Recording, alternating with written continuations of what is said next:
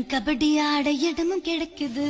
சின்ன வீடா வரட்டுமா பெரிய வீடா வரட்டுமா, மேஸ்திரிக்கு சின்ன வீடு பிடிக்குமா, நம்ம மேஸ்திரிக்கு பெரிய வீடு பிடிக்குமா, நம்ம மேஸ்திரிக்கு பெரிய வீடு பிடிக்குமா.